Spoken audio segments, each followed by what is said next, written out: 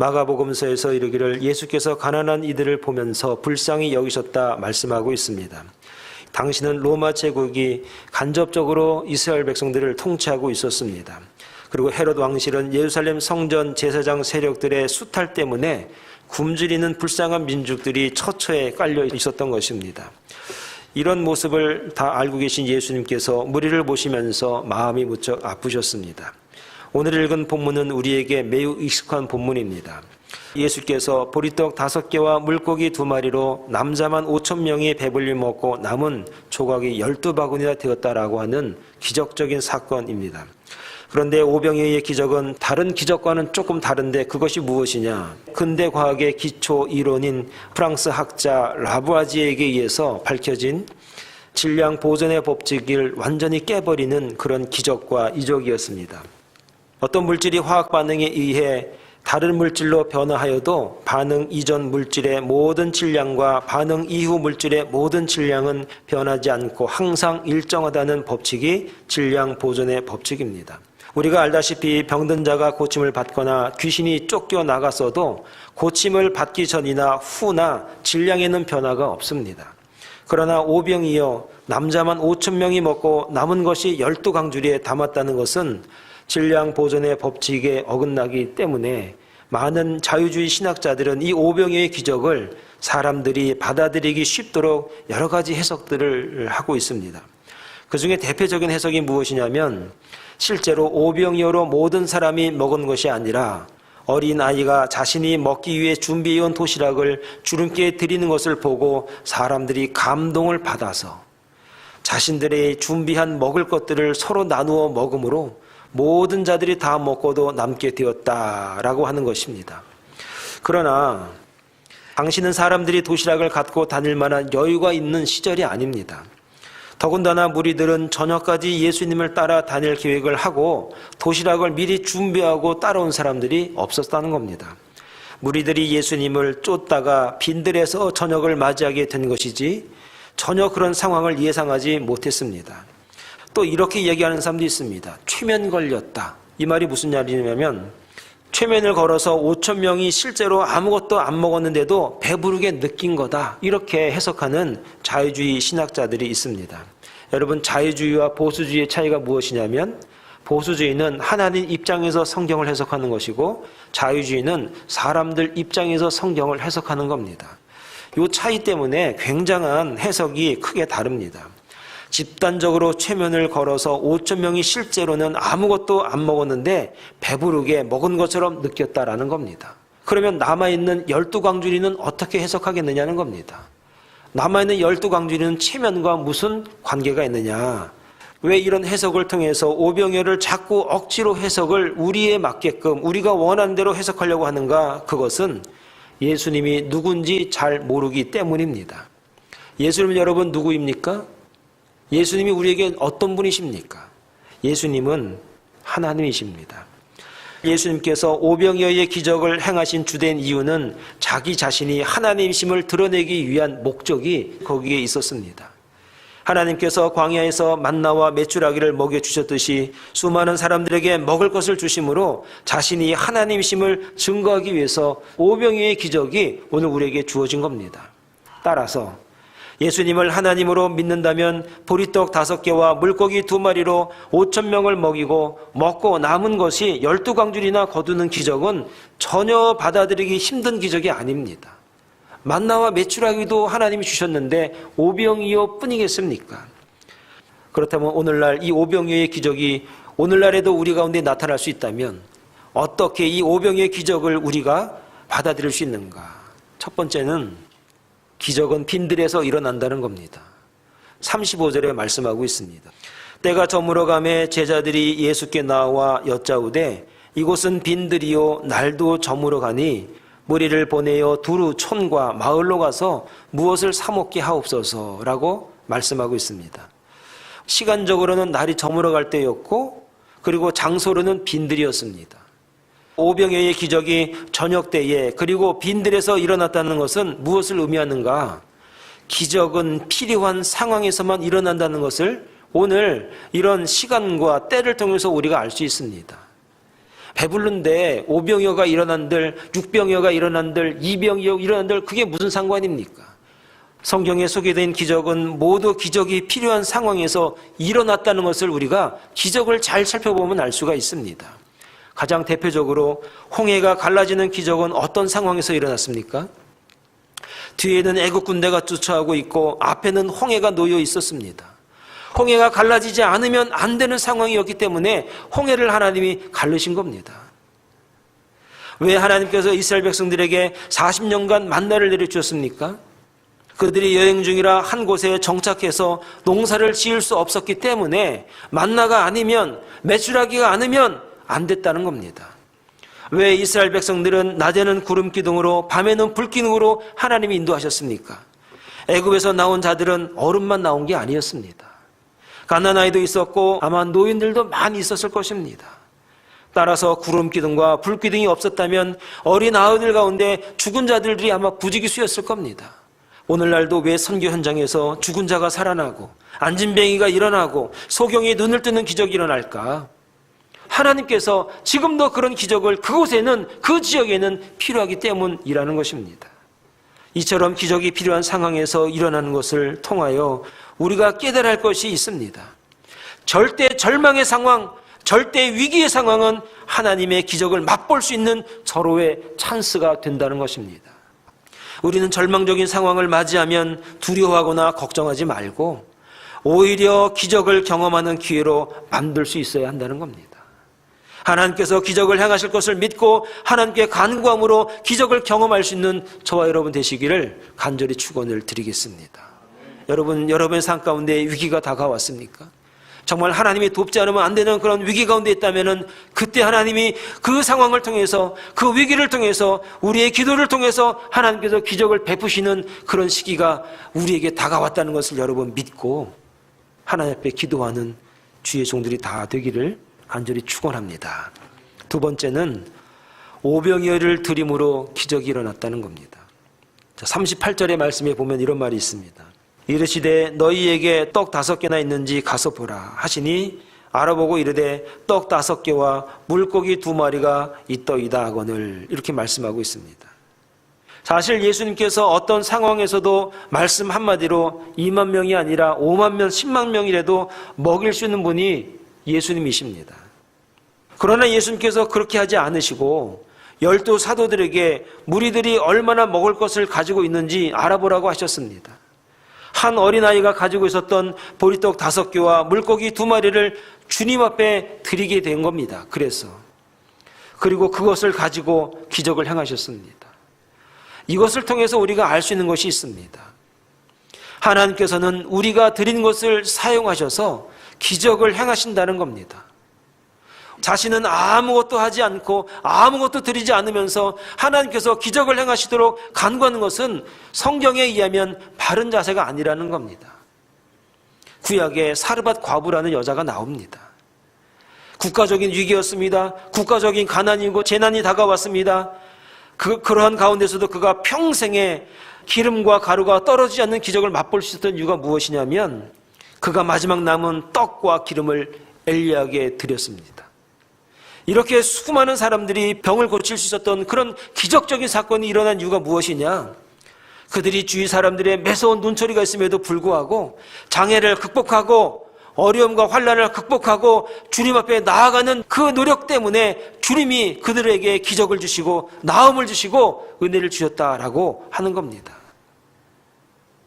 하나님께서 베푸시는 기적을 원하신다면 자신이 할 수 있는 최선을 다할 때에 그 최선을 통해서, 그 믿음을 통해서 하나님께서 은혜를 주시고 기적을 주신다는 겁니다. 사랑하는 여러분, 기적은 그냥 떨어지는 게 아닙니다. 그런데 왜 예수님께서 홀로 기적을 행하실 수 있는데 굳이 오병이어를 통하여 기적을 행하셨을까? 그것은 드린 자로 하여금 기적의 주인공이 되게 하시기 위해서입니다. 성경에 보니까 기적이 일어나면 하나님께 영광을 돌리지만 기적을 경험한 자도 사람들에게 칭찬과 칭송과 영광이 되는 경우를 우리가 보게 됩니다. 나도 너 같은 믿음이 있었으면 좋겠다, 이런 칭찬과 칭송이 있다는 겁니다. 드린 자를 통하여 또 다른 사람이 드릴 수 있도록 하나님께서 기회를 주시는 겁니다. 사랑하는 여러분, 드림으로 기적을 경험하고 칭찬과 영광을 얻는 그런 주의 종들이 되길 바랍니다. 그런데 어린아이가 오병이어를 드린 것이 무슨 의미인지 한번 우리가 생각해 볼 필요가 있습니다. 오병이어를 어린아이가 드렸다는 것은 사복음서 중에서 요한복음 6장에만 내용이 나옵니다. 어린아이가 빈들에 있다가 오병이어를 주님께 드렸다는 것은 그 부모도 거기에 있었다는 것 아닙니까? 수천 명, 수만 명이 예수님을 따라서 구름대로 흘러가는데 부모가 너도 은혜 받고 와, 너도 가. 초등학교 1, 2학년짜리를 그렇게 보내는 부모가 있을까요? 없죠. 아마 오병이어는 그 부모가 야 우리 가서 밤에 시장할 것 같은데 이거 우리 식구끼리 먹을 음식 조금 가져가야 되지 않겠는가 하는 것입니다. 그렇기 때문에 그것을 모두 내놓는다는 것이 그게 쉬운 일은 아니라는 겁니다.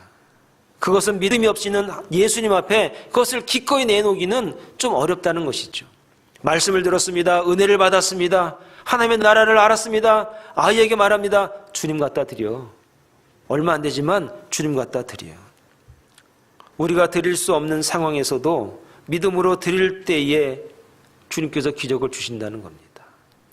이거 없어지면 아무것도 없지만 그 가운데서도 하나님 앞에 드릴 수 있다는 것이 있다면 여러분 드릴 수 있길 바랍니다. 저는 물질이 없는데요, 돈이 없는데요, 여러분 기도를 드릴 수 있길 바랍니다. 저는 건강이 없는데 어떡합니까? 하나님 제가 가진 건 아무것도 없는데 어떡합니까? 시간을 드리시기 바랍니다. 헌신을 드리시기 바랍니다. 사랑을 드리시기 바랍니다. 인내를 드리시기 바랍니다. 오병이어를 드리시기를 바라겠습니다. 그 드림을 통해서 주님께서 은혜를 주십니다. IMF 때 제가 크게 느낀 게 하나 있었습니다. 한국교회는 망하겠구나. 곧 한국도 망하겠구나. 그런 생각을 그때 했습니다. 왜 그랬냐면 여러분 내가 IMF를 만났기 때문에 회사가 잘 안 좋습니다. 월급을 줄였습니다. 망하는 회사도 많습니다. 그래서 내가 수입이 줄어들었습니다. 그럼 수입이 줄어들면은 우리가 제일 먼저 하는 게 무엇이죠? 내가 쓰는 걸 줄이죠. 그러면 집에 살고 있다가 전세방에 살 수도 있죠. 월세방에 살 수도 있는 것이죠. 여러분 그렇게 살지 않으십니까? 그런데 한국교회는 그런 것들을 줄인 사람이 별로 없었습니다. 줄인 거 딱 하나 있습니다. 헌금 줄였습니다. 헌금은 줄이는데 나한테 들어가는 거는 줄이면 안 되는 겁니다. 그때 느낀 게 한국교회는 오래가지 못하겠구나. 나에게 수입이 줄어들고 어려움이 다가올 때 정말 하나님 앞에 드릴 수 있는 게 없습니다. 못 드리겠습니다가 아니라 정말 최선을 다해서 하나님 앞에 드리시기 바랍니다. 내가 좀 덜 먹어도 됩니다. 집에서 밥 먹으면 되죠, 하나님. 걸어 다니면 되죠. 건강 주셨는데 얼마나 은혜입니까, 하나님. 이 기회에 살 좀 빼죠. 이렇게 긍정적인 마인드로 하나님 앞에 드리는 것을 지속적으로 감당한다면 왜 기적이 지금도 일어나지 않습니까? 왜 은혜가 지금도 떨어집니까? 왜 오병이어의 기적이 지금도 우리의 현실 가운데서 옛날 얘기로만 들리게 됩니까? 사랑하는 여러분, 내가 드릴 수 있는 최선의 것을 하나님 앞에 드리시기 바랍니다. 그러면 주님이 지금도 기적을 주시고 은혜를 주십니다. 세 번째로, 기적은 준비한 후에 일어난다는 겁니다. 자, 39절의 말씀을 제가 읽어드리면 제자들에게 명하사 그 모든 사람으로 떼를 지어 푸른 잔디 위에 앉게 하시니 때로 100명씩 또는 50명씩 앉은지라. 당시 남자만 5,000명이었기 때문에 전체 무리는 적어도 아마 2만 명이다라는 것이 일반적인 얘기입니다. 따라서 그들을 50명씩 앉혀도 400개의 그룹이 되는 겁니다. 100명씩 앉히면 200개의 그룹이 되는 것입니다. 따라서 12사도가 400대에 200대에 음식을 나누어 주는 데만도 시간이 아마 굉장히 많이 걸렸을 겁니다. 그런데 만약 이렇게 하지 않는 상태에서 기적이 일어났다고 여러분 생각해 보시기 바랍니다. 서로 먼저 먹겠다고 달려들어서 아마 대형 사고 나지 않았을까요? 기적으로 말미암아 대혼란이 일어날 수 있었을 것이다 라고 하는 겁니다. 이것을 미리 아시고 예수님께서 50명씩 앉혀라, 100명씩 앉혀라 하신 겁니다. 이렇게 준비하지 않은 상태에서 기적이 일어났다면 그것은 축복이 아니라 재앙으로 바뀔 수도 있다는 겁니다. 한마디로 예수께서 떡을 떼어 주시기 전에 50명씩 혹은 100명씩 때를 지어 앉게 하신 것은 기적을 준비한, 기적을 받아들이기에 준비를 시킨 주님의 그런 배려다라고 하는 겁니다. 우리가 기적을 경험하려면 기적을 담을 수 있을 만한 그릇이 준비되어야 됩니다. 사랑하는 여러분, 좋은 신부가 좋은 신랑을 맞이하게 되어 있습니다. 좋은 성도들이, 좋은 교회가 좋은 성도들을 또 맞이하게 되어 있습니다. 우리가 좋은 사람이 되어야 됩니다. 우리가 좋은 성도가 되어야 됩니다. 그런 준비가 잘 되어 있으면은 주님께서 좋은 성도를 보내주십니다. 사랑하는 여러분, 기적은 준비한 자에게 일어난다는 사실을 여러분 꼭 믿고, 내가 좋은 사람 되면, 내가 준비된 사람이 되면, 내가 준비된 남편이 되면, 내가 준비된 아내가 되면, 내가 준비된 아버지가 되면 좋은 자식을, 좋은 딸들을 주님이 주신다는 겁니다. 기적은 준비된 자에게 주십니다. 네 번째로, 기적은 감사한 후에 일어납니다. 41절의 말씀을 한번 우리가 다 같이 한번 읽어봅니다. 41절 시작. 예수께서 떡 5개와 물고기 2마리를 가지사 하늘을 우러러 축사하시고 떡을 떼어 제자들에게 주어 사람들에게 나누어 주게 하시고 또 물고기 2마리도 모든 사람에게 나누심에 그랬습니다. 여기서 축사하셨다는 말씀이 나오는데, 여러분 그 NIV하고 킹제임스 버전하고 이 축사란 내용을 두 가지 내용이 달라요. 조금 당황스럽더라고요. 하나는 뭐냐면은 He gave thanks고 NIV는, 킹제임스 버전은 bless them이에요. 이게 내용이 다르잖아요. 그러니까 하나님께 감사 기도를 하신 것이 NIV이고 킹제임스 버전은 무리에게 축복하셨다는 거예요. 두 가지 중에 누가 맞는 것이 아니라 둘 다 맞는 거잖아요. 그 상황에서 하나님의 입장에서 이 말씀을 해석을 해드리면 어떻게 되는가? 주님께서 하나님 앞에 감사 기도를 드리고 무리들에게 축복 기도를 했다는 것이죠. 그러니까 하나님 앞에 감사한 후에 무리에게 축복하시면서 기적이 일어났다는 사실이에요. 예수께서 오병이어의 기적을 행하신 것은 어떻게 보면은 사실은 저녁 한 끼죠. 저녁 한 끼. 크게 봤을 때는 굉장한 기적이지만 내 개인적으로 봤을 때는 저녁 밥 먹은 겁니다. 밥 한 끼 대접 받은 겁니다. 식사 한 끼지만, 작은 것이지만 작은 것에 감사한 자들입니다. 그러니까 작은 것에 감사하는 이들에게 하나님께서 은혜를 주신다는 거예요. 작은 것에 감사할 수 있는 사람들에게는 하나님께서 더 큰 은혜를 주신다는 거예요. 감사가 감사를 만들고, 감사가 기적을 만들고, 감사한 자들에게 하나님이 복을 주시고 은혜를 주신다는 거예요. 사랑하는 여러분, 작은 것에 감사하기 바랍니다. 예배 드릴 수 있는 처소를 주시는 것 감사합니다. 저에게 믿음을 주시는 것 감사합니다. 자식을 주시는 것 감사합니다. 오늘도 건강을 주셔서 이렇게 주님의 전에 나와서 예배할 수 있다는 것만으로도 하나님 감사합니다. 이것이 바로 기적을 만드는 방법이라는 겁니다. 시편 50편 23절에 보니까 감사로 제사를 드리는 자가 나를 영화롭게 하나니 그의 행위를 옳게 하는 자에게 내가 하나님의 구원을 보이리라. 사랑하는 여러분, 오늘 저와 여러분들이 적은 것에 감사하는 자들이 되어질 때에 하나님은 은혜를 주시고 축복하신다는 거예요. 밀레가 그린 만종이라는 그림을 여러분 잘 알고 있는데, 만종은 석양이 지는 밭에서 하루 일을 마친 부부가 교회 종소리를 들으며 감사의 기도를 드리는 모습을 담고 있습니다. 밀레가 이런 내용을 화폭에 담은 것은 그의 어린 시절 할머니가 해가 질 무렵에 교회 종소리가 울리면 감사 기도를 잊지 않은 것을 보면서 그가 자라났다는 거예요. 어릴 때부터 자라면서 작은 것에 아무것도 아닌 것이지만 하루 일과를 마친 것에 대해서 감사하고 있는 할머니의 그 모습, 동네 어른들의 그 모습을 보면서 그가 감사의 마음을 갖고 자랐기 때문에 돈으로도 살 수 없는 위대한 명작을 남길 수가 있었다는 겁니다. 여러분, 감사는 위대함을 만들어냅니다. 감사는 우리가 상상할 수 없는 작품을 만들어낼 수 있는 비결이 된다는 거예요. 여러분들의 자녀가 작품이 되길 원하십니까? 여러분의 인생이 정말로 하나님의 걸작품이 되기를 원하신다면 감사하시기 바랍니다.